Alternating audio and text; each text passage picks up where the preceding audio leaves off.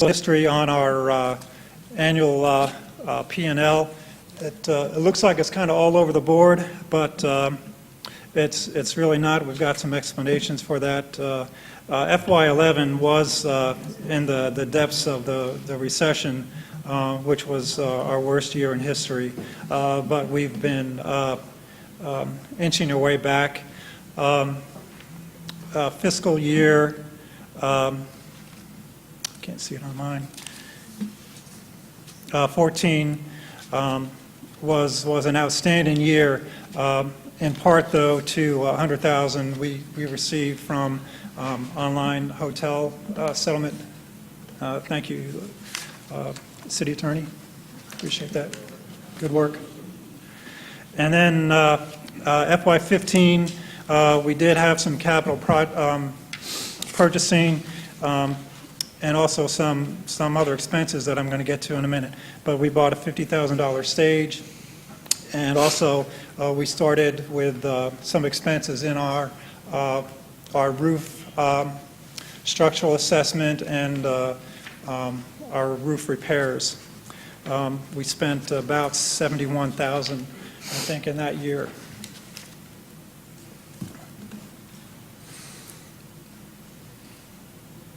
And this year we're on, I moved too fast.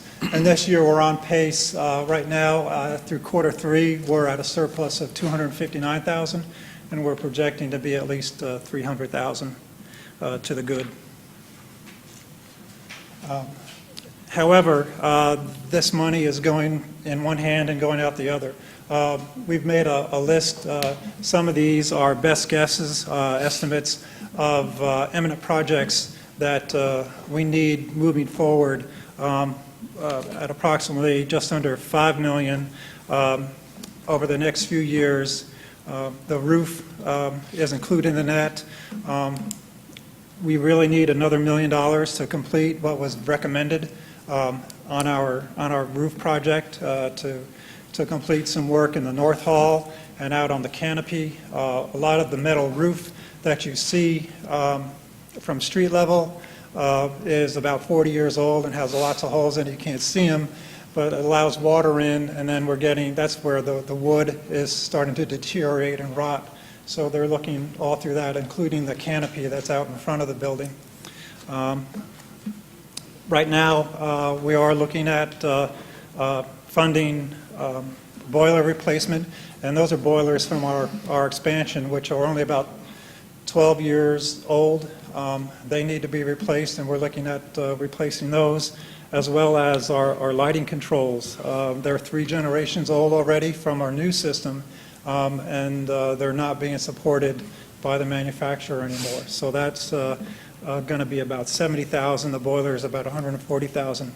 But as you can see, we have a whole list of projects that basically range from having 40-year-old elevators and escalators. We have the elevator repair out almost every week to keep them going, and it's just, they could go at any time. And just the things that you all experience in keeping up your own house. Wallpaper, repairing walls, landscaping. We also are looking at, in the future, would like to add 4 more operations attendants and some more maintenance workers. Our building takes a tremendous amount of maintenance for 2 reasons. Number one, it's old. The old part is old, obviously, but it's just a very complex building, and we really feel we need to maintain that. It is a jewel of Columbus, and we have to do as much as we can. Right now, we kind of robbing Peter to pay Paul to keep things maintained. It just takes a long time to get some things done, and we would like to be able to do a better job, but we can't do it with our level of staffing at this time. And the list goes on for near future. I won't take up your time with that, but you can read that if you want. But down the road, we're going to have to replace the new roof, more carpeting replacements, things like that, which are hard dollar items. And this goes to our maintenance costs. you can see a spike in the last 3 years, and that a big part of that is our architectural and structural analysis fees. They've driven up our maintenance costs. Some of it is for some other things that we're trying to do more on a regular basis, like our carpet extraction.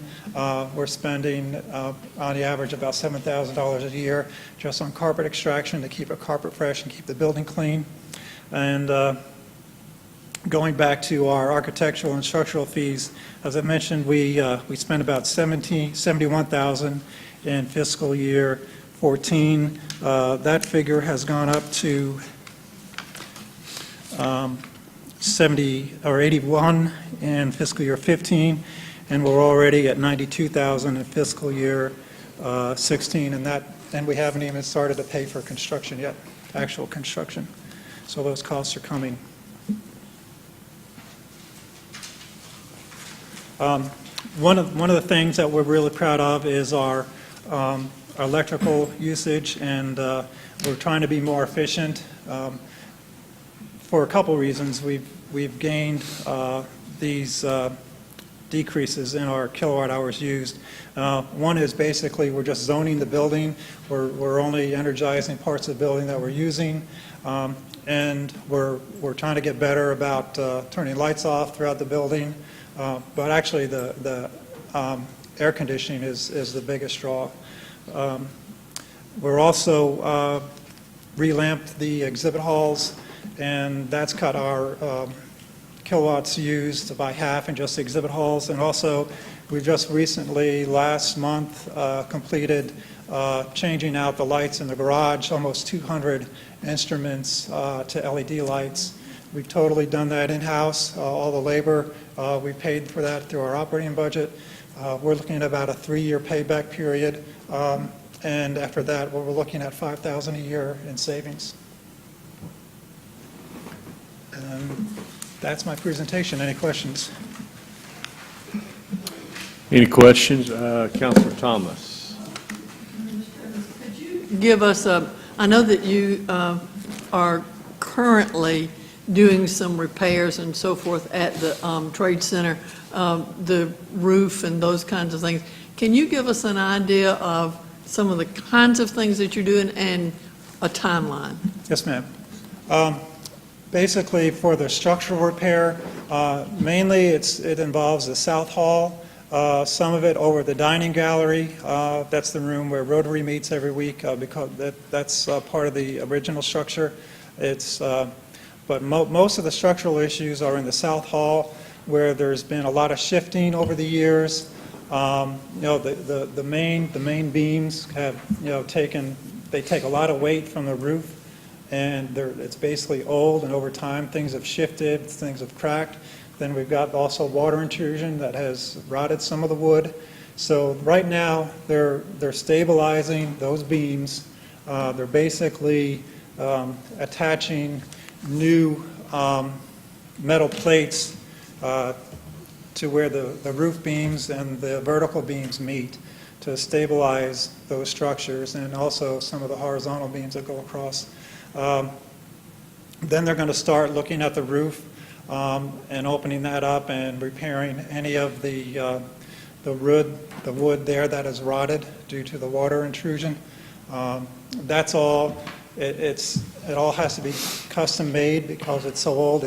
Nobody makes roof material that's actually tongue and groove. It's kind of like in your house where you have a tongue and groove floor. Well, these roof members for the subroof are all tongue and groove, so that had to be manufactured, and we don't know how much damage there is until they start going day by day and taking off the metal, then taking off. There's 2 levels of asphalt shingles on there from olden days. So until they get that opened up, they won't know how much damage there is. They're estimating to be done maybe October, November. Great, thank you. You're welcome. Any other questions? David, you do a great job. That's a wonderful facility, and man, every time we go in there, it makes you proud. Thank you. That it's in Columbus. Thanks for your leadership. Thank you. And that concludes the budget review session for today. The next budget review session is next Tuesday, May 17th It is a special called meeting. There's no council meeting that day. It will start at 9 a.m. And currently, we have 3 departments, the Police Department, Public Works, and the Civic Center. And reminder to the committee that if there's anybody that you would like to hear from, you need to make sure that Ms. Hodge knows. All right? If there's no further business. Second. Move the second. All in favor, say, let's go.